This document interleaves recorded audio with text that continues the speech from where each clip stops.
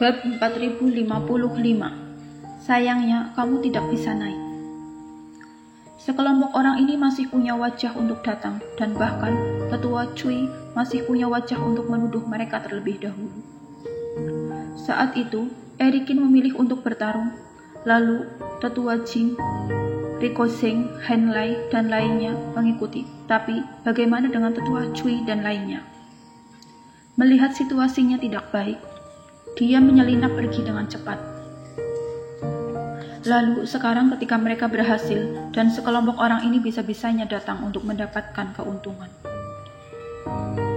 Heru Cui, masalah ini tidak ada hubungannya denganmu. Tidak ada tempat untukmu di perahu roh ini. Ayo pergi. Tetua Jing tidak bisa menahan diri untuk berkata dengan dingin. Dia sedikit terkejut ketika mengatakan kalimat ini. Dia tidak pernah berpikir bahwa suatu hari dia akan mengatakan kata-kata seperti itu kepada Tetua Cui dan Kenny. Tetapi setelah selesai berbicara, dia merasa bahwa memang seharusnya seperti ini. Javier Jing, apakah kamu gila? Kita semua adalah kultivator Mingzhou. Jadi, kenapa ini tidak ada hubungannya denganku? Tetua Cui mendengus dingin. Sekelompok orang ini semuanya adalah klan beruang. Jelas, mereka mengambil kesempatan dalam kesempitan untuk menaiki kapal spiritual Mingzhou. Cepat usir mereka, jangan lupa, kita adalah satu kelompok yang sama. Kita adalah satu kelompok yang sama? Tetua Jing menjadi lebih marah lagi. Klan beruang mempertaruhkan hidup mereka untuk menghentikan si tua. Tetapi kamu membawa sekelompok orang dan lari dulu. Tapi kamu masih memiliki wajah untuk berbicara seperti itu. Sedangkan menyingkirkan klan beruang itu bahkan lebih mustahil. Bukankah itu sama saja dengan menjadi orang tidak tahu balas budi? Tentu saja, kita semua adalah kultivator Mingzhou dan gadis suci Gu adalah pejuang kebanggaan nomor 1 di Mingzhou. Jadi, bagaimana mungkin kemenangan Mingzhou tidak ada hubungannya dengan kami? Tetua Cui melihat Tetua Jing dengan ekspresi tidak senang, kemudian berteriak pada semua penonton. Semuanya, tolong beri komentar. Kami semua adalah kultivator Mingzhou.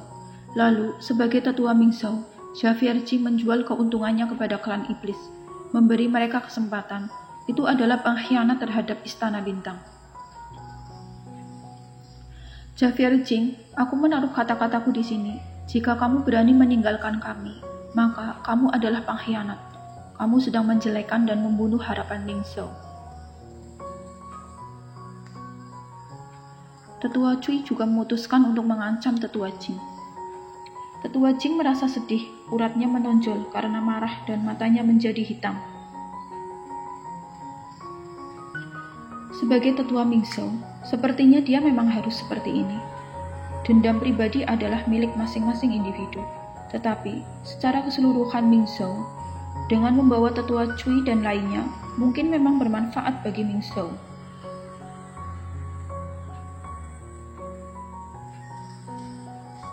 Sama seperti sebelumnya, Tetua Cui memintanya untuk membujuk Erikin untuk menyerahkan kuota. Meskipun dia ragu-ragu dan merasa bahwa langkah prinsip sebagai manusia, dia tetap mengertakkan gigi dan memutuskan untuk membahasnya, membuang harga dirinya untuk membujuk Erikin. Karena dia setia dan berharap Mingzhou menjadi lebih kuat. Tetapi kali ini, Tetua Jing tidak mau berdiam diri lagi. Erikin mempertaruhkan gulungan itu. Susan Xiong menggunakan teknik rahasia. Mereka menggerakkan semua upaya untuk melawan lelaki tua yang tampaknya tak terkalahkan. Di mana kalian semua saat mereka diserang balik dan terluka, dibekukan dan diubah menjadi patung es? Mengapa? Mengapa kami mempertaruhkan segalanya untuk mendapatkan harapan, dan setelah kami berhasil, lalu harus mengizinkan kalian melarikan diri untuk menikmati kemenangan? Jika aku benar-benar melakukan ini, apakah aku masih manusia? Bahkan, jika dia disalahkan oleh seluruh Mingzhou, bahkan jika dia harus mengkhianati Mingzhou sekali, Tetua Jing memutuskan bahwa kali ini dia tidak akan pernah mengkhianati hati nuraninya lagi. Hari ini, aku tidak. Tetua Jing membuka mulutnya dan berteriak. Tapi di tengah pembicaraan, sebuah tangan menekan bahu Tetua Jing. Tetua Jing terkejut sesaat dan melihat Eriken menoleh dengan senyum di wajahnya. Aku setuju, kalian naiklah. Keponakan Qiu, kamu tidak perlu memikirkan aku. Kali ini aku. Tetua Jing terkejut. Jakunya berguling dan dia tidak bisa menahan diri untuk berbicara lagi. Tapi Eriken memberi isyarat dengan matanya, lalu menggelengkan kepalanya. Hei, Tobi Qiu, sadar diri juga kamu. Cepat, hentikan perahu roh dan biarkan kami naik. Baik. Eriken tersenyum dan benar-benar menghentikan perahu roh. Mata Tetua Cui penuh dengan kegirangan dan dia tiba-tiba terbang. Dirinya tahu bahwa Tetua Jing merupakan orang yang jujur dan bersedia mati untuk Ming Zhou. Jadi, entah bagaimana dirinya memojokkan, Tetua Jing tetap harus menundukkan kepalanya. Sedangkan Tobi Qiu, dia hanyalah seorang pengecut. Bahkan, jika kepribadiannya berubah kali ini, selama dia berstatus penatua, dia tetap harus melunak. Bahkan jika aku melarikan diri lebih awal, memangnya kenapa? Bukankah kamu tetap harus membagi keuntungan denganku? Adapun tempat warisan jika muridnya bisa mendapatkan sesuatu, begitu dia akhirnya mendapatkan warisan, bukankah Ming Zhou akan menjadi dunianya sendiri di masa depan? Namun, Tetua Cui yang sedang dalam keadaan bersemangat saat ini, tidak memperhatikan perubahan di dunia luar. Sampai dia mendengar Keiniku berteriak dari bawah. Guru, hati-hati. Tetua Cui tercengang sesaat. Baru kemudian dia merasa ada yang tidak beres di atmosfer. Dia mengangkat kepalanya tanpa sadar dan segera ketakutan memenuhi dirinya. Di atas kepalanya, sekelompok awan tebal berkumpul dan busur petir yang tak terhitung jumlahnya menjulang di awan, memancarkan fluktuasi reiki yang sangat menakutkan. Senior, aku juga dari Ming Zhou. Kamu tidak seharusnya menyerang aku. Tetua Cui berteriak dengan tergesa-gesa. Tapi guntur itu kejam dan jatuh dalam sekejap, langsung mengenai tubuh Tetua Cui. Guntur yang tebal menekan Tetua Cui yang berteriak sampai ke bawah, bahkan langsung menghantam tanah. Cepat lari. Awan guntur itu memiliki jangkauan dan dengan petir pertama merobohkan Tetua Cui. Sejumlah besar badai berikutnya turun dengan gila-gilaan seperti hujan lebat. Wajah Keiniku dan yang lainnya berubah drastis. Mereka semua menghindar. Tetua Cui, bukankah aku tidak ingin membawamu sepertinya? Dewa Bintang juga mengira bahwa kamu bukan satu kelompok dengan kami. Melihat ini, Eriken mencibir. Dia ingin membawa Tetua Jing, Susan Xiong, dan yang lainnya bersamanya saja sudah dianggap terlalu banyak oleh si tua tamak dan langsung menolak dengan wajah dingin. Tapi Tetua Jing masih ingin ikut, kecuali jika si tua serakah sudah gila.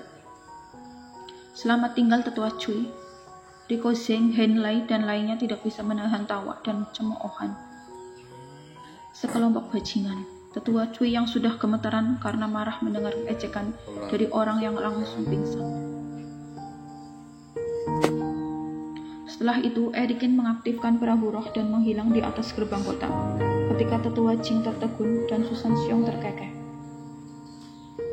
Saat guntur mereda, Tetua Cui dibawa oleh beberapa pengawal yang memegangi pahanya seperti menyeret mayat karena menerobos pembatas tanpa izin. Meski Keiniku dan yang lainnya berdiri tidak jauh, tapi tidak ada yang berani menghentikan mereka. Tak disangka, di saat-saat terakhir, ada pemandangan yang meriah dan membuat semua kultivator tertarik. Tidak membantu, tapi ingin mengambil keuntungan. Kamu pantas disambar hingga mati. Benar sekali. Entah kenapa aku merasa senang ketika melihatnya disambar petir. Aku pikir Tobi Qiu juga mengetahui hal ini. Jadi, dia sengaja menipu Tetua Cui. Namun, pria ini bertingkah seperti badut di gunung pencerahan. Tidak menyangka akan berubah total di jalan surga. Betul, Tobi Qiu juga memperoleh kekuatan suci dari Master Mulia. di mana sekarang dia melangkah lebih maju.